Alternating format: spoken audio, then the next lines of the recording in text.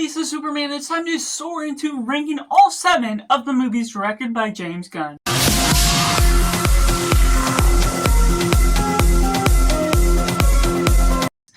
Welcome Cinema, where we focus on a film. I'm Josh, this is Simply Cinema. Let me know down in comments below how you would rank James Gunn's movies from your least favorite to your favorite. Let's have a nice discussion. This is not the definitive list. This is just my list that I'm giving my own subjective taste on what I prefer one over the other. With that said, let's go into last place with Superman. Now this one is a frustrating one for me, not because I think it's terrible, it's negative in a sense, because I still consider even the worst film one of James Gunn's great works. It's directed well, it looks appealing, and Superman is one of my favorite DC characters. I don't have a comic book bias to know the source material, where things are coming from, but this is also an original film to the basis of where we're looking at Superman. There's a lot of great action. Crypto and all of the fun little characters with the Justice Gang are nice inclusions to the cast. On top of that, Rachel Brosnahan and David Corenswet make it for a good couple. The chemistry works together between Superman and Lois Lane. How that all works and the little tweaks done here and there between Superman's arc and origin story, how it was removed from the story, and little details that are inserted to make him his own while still having the remnants of what makes Superman his own film and being able to stand up for what is right, the hope and justice that Superman emits as a character. But there were some parts of the film that just felt too led on with the nature where you're sort of providing too much exposition, too much talking where there didn't need to be. There's parts here and there where they were explaining to Superman how his power works, or Lex was talking about something that was over-explaining his plan when no one was asking for it. So the nature of all those little details, those little nuances, build up to be a lot of different things that create some problematic circumstances when I'm trying to just view it and enjoy it for what it is. But those little problems pop up here and there throughout the film and distract from the ultimate focus on the through point, to which James Gunn as a writer, I highly commend and appreciate what he does with his work. But this one just really took the ball going on a running spree, but just missed all the flaws along the way that ultimately distracted me from being able to enjoy what the ultimate outcome of this clutter of a mess for all the ultimate different people included within the film. I feel James Gunn had something going with it, and I'm glad that most people do enjoy it, but for me, it just didn't land quite so well. And taking in number 6, we got Slither. His directorial debut is just interesting in a way you're going in a fashionable way that's almost body horror-esque. The way you're creating this monster that's interesting, that's absorbing these different humans. It creates these scary atmospheres. It looks cheap in its aesthetics. That, of course, doesn't make it necessarily the most rewatchable, but it also gives off that 80s horror aesthetic that, like I said, is still enjoyable to be able to immerse and watch for what it is. Not necessarily enjoy the aesthetics of the visuals and everything that James Gunn is able to do with his craft today, but for a smaller budget film that he's crafting for his own time, there's some just interesting arcs with the characters where you like the wit, you love the humor that is getting pulled off, even if it's in the early stages of not necessarily crafting a great big scale work out of the rest of James Gunn's films. So there's a circumstance where you just appreciate this for the smallness of what it's tackling, and I love the horror aesthetic that drives the force going on, but ultimately there's still something holding it back from being greater than, of course, his bigger films. And going in number 5, we got Super. Now this is a weird, offset, offbeat, sort of comic book feel that's James Gunn's creating his original superhero. Rainn Wilson just does great with the lead that's really building upon a grotesque and weird offbeat superhero that has the crazy super humorous nods to where we're taking on. This is James Gunn going all out with his humor that builds upon some tension, builds upon these witty remarks, these different stakes, and this sexual nature that is kind of off in the way that it's leading on. Now there is this sexual scene that kind of feels a lot more out of place than it's warranted for going on, and there's stakes that going on that lead into some great surprises, some killing off certain characters I wouldn't have expected to lead off so soon, but the nature of the plot as a whole, it's off the walls, it's bonkers, but that's what James Gunn can do best, and with no limits to where he's directing the particular characters, there's something wild in the nature of a superhero being human, not necessarily being invincible, having no limits to what he's doing, but also being just a man within his own right, trying to do service for the justice of humanity, and the nature of all that is just all over the place, and it has some sense of sensibility to the ability that James Gunn is shooting for. And next up we got the Suicide Squad. James Gunn project with this, reviving the 2016 one and making his own version, just creates an alternate universe that's really immersive to the look of this, creating some lively characters. Coming off of the Guardians of the Galaxy projects, there's something similar to those, but still has its own distinct flavor. There's a great sense of energy to all of these fresh new characters we haven't seen before, and me not being a comic book nerd, is immersing within these characters for the first time, outside of Harley Quinn, but regardless, there's something that's fun and unique about each of these characters. There's the unique and emotional drama stories within the different fathers, the different losses that these characters have gone through. It's sort of reminiscing with these characters, creating an empathetic path that you understand where some of these characters come from. Even if they're still evil for the sake of being evil, there's a nature behind their backstories that you can connect to. And even from the get-go, this film goes into a 30-minute montage that really builds upon something that you very much don't expect, subverts the expectation of what this film is all going for. There's multiple different character moments that are lively and over the top. You just enjoy the Peacemaker and everything that's leading on with Harley Quinn and Polka Dot Man, just creating some unique sets of characters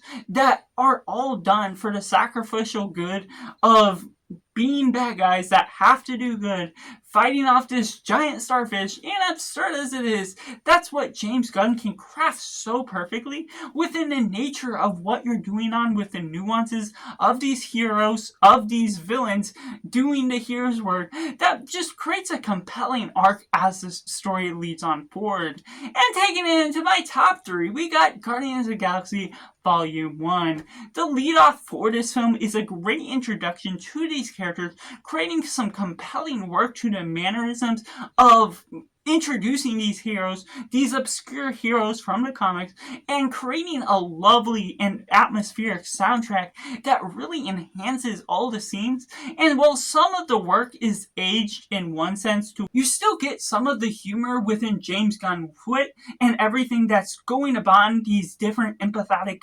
stories that are going about their backstories.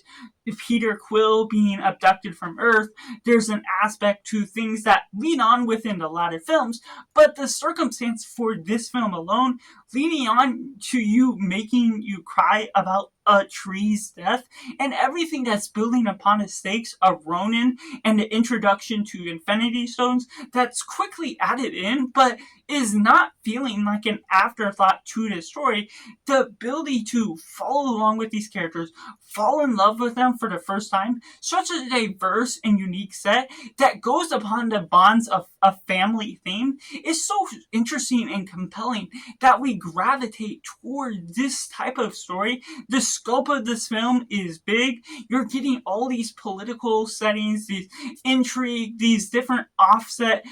landscapes within what we're doing within the different planets, taking the Avengers to the Guardians, the cosmic level of space, and everything that bleeds on through it, just bringing up some interesting villains, ending up with some great results of where you're leading on to, and just giving a little silly nod to Peter Quill wanting to do a dance off with the villain just to distract him from making the final blow, creates some atmosphere that really livens up what you're doing with the family of these Guardians. Which takes me into number 2. We got Guardians of the Galaxy Volume 3 that leads off with such a great finale. Just a finale that builds upon Rocket Raccoon's backstory from beginning to end. There's an injury, there's everything that goes into the heart of this message, the story, the family, everything we have built up from the very beginning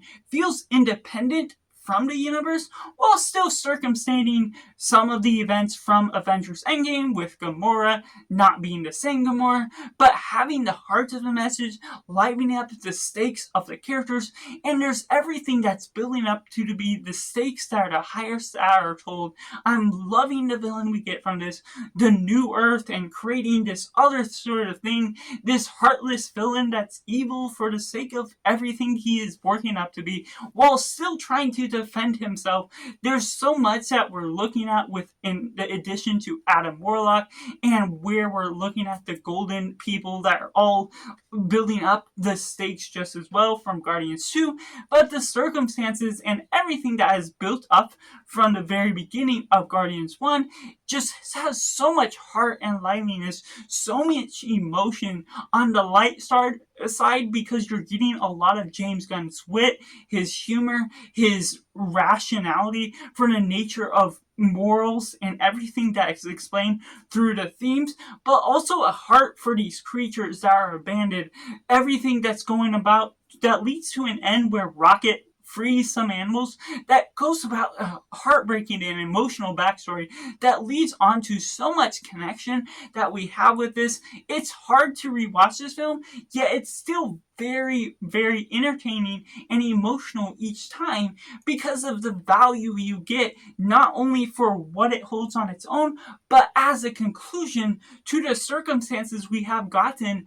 therefore, before, within all the other films that led on before, building up these characters to be something more fresh in the scope of where we're looking at them and the sacrifices that they're trying to make in order to defend off the evil that is building up this new Earth that's leading on to these cosmic realms in a bigger scope than I could have expected. But there's some offbeat moments that take it back just a little bit